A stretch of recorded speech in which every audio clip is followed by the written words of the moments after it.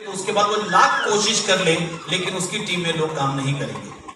आरसे में लोग काम कर रहे हैं, लेकिन उसकी टीम के लोग काम नहीं कर रहे, क्योंकि उसकी मानसिकता ये हो चुकी है, उसने भी सच मान लिया है कि लोग काम नहीं करेंगे।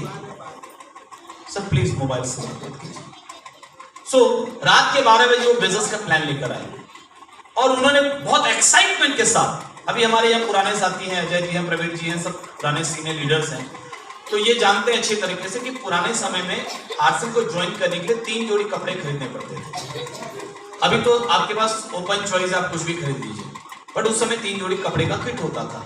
तो वो 3 जोड़ी कपड़े लेकर आया और मेरे सामने रखते हुए मुझे बोला, सचिन ये कपड़े जिंदगी बदल देगा। मैंने कहा सर कैसे? बोले बस ये खरीदना है, 2 को बेचना है, 2 4 को बेचेंगे, हम करोड़पति बन जाएंगे। क्योंकि वो भी उसी समय तुरंत ज्वाइन करके आए थे, प्लान उनको भी नहीं मालूम था, तो बहुत एक्साइटेड थे। उन्होंने कहा करोड़पति बन जाएंगे। मैंने ऐसी कंपनियों के बारे में बहुत सुन रखा था, तो मैं समझ गया कि सर किसी स्कीम में फंस गए हैं, मुझे फंसाने के लिए आए हैं। तो मैंने तुरंत अपना एक्सपर्ट कमेंट जारी किया कि सर इस तरीके की कंपनियां रोज आती हैं और मैं तो जुड़ूंगा नहीं, और मैं आपको भी सलाह देता हूं कि आप भी छोड़ दो। लोग ऐसे ही बोलते हैं ना, तो मैं भी आम लोगों में ही था।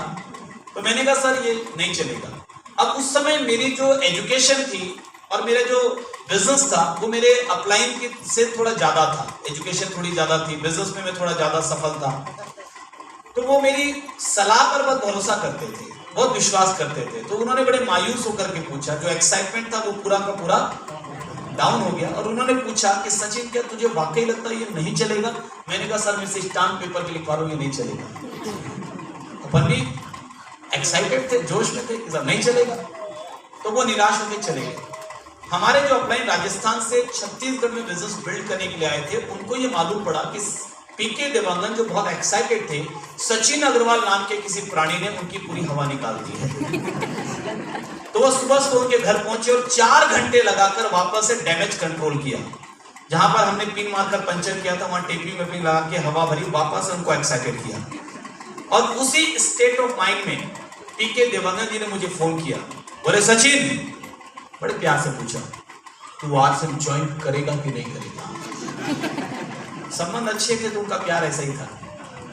तो मैंने कहा सर आप बोलोगे तो मैं कर लूंगा, लेकिन मुझे इसमें कोई दम वाली बात नजर नहीं आती। बोले दम को रख किनारे, तो खाली ये बता तू ज्वाइन करेगा कि नहीं करेगा। और मेरी ज्वाइनिंग हो गई, संबंधों के आधार पे मेरी ज्वाइनिंग हो गई। आज भी कई लोग संबंधों के आधार पे यहाँ आए होंगे, जिनको बार बार कोई बुलाता होगा, मना कर करके थक गए, तो आखिरकार मजबूरी में यहाँ आ गए। और जब बड़ी देर से देख रहे होंगे ये नौटंकी क्या चल रही है, कोई ताली बजा रहा है, कोई सीटी बजा रहा है, कोई उछल रहा है, कोई म्यूजिक बज रहा है, उनकी समझ में अभी तक आया ही नहीं होगा ये हो क्या रहा है। मेरी भी समझ में शुरू में नहीं आया था, चिंता मत कीजिए आप मेरी तरह। तो ज्वाइनिंग मेरी हो गई, मैंने काम नहीं किया 6 महीने तक। मेरे अपलाइन मुझे लगातार मीटिंग के लिए फॉलो करते रहे कि सचिन एक बार मीटिंग में आ जा, एक बार मीटिंग में आ जा। और मैं हर बार उनको गोलियां देता रहा। गोली समझते हैं? गोली समझते हैं? बहाने, क्या बात है, आप सब बिल्कुल गोलीबाज लगते हैं। आपको पता है ना गोली देना क्या होता है। सो मैंने भी बहुत गोलियां दी 6 महीने तक।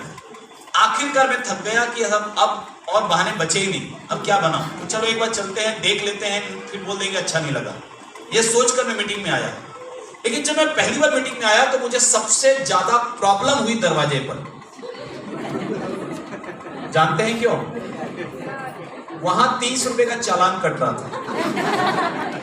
20 साल पहले की बात कर रहा हूं, आज तो 150 रुपए का हो गया। 20 साल में हमारी टिकट 30 रुपए से 150 तक ही पहुंची है। आरसीएम की मेहरबानी, ताली पर आरसीएम को जोरदार बजा दें। तो वहां पर 30 रुपए का चालान कट रहा था। मैंने ऑब्जेक्शन किया, मैंने कहा भाई साहब ये चालान किस बात का, अंदर खाना मिलेगा?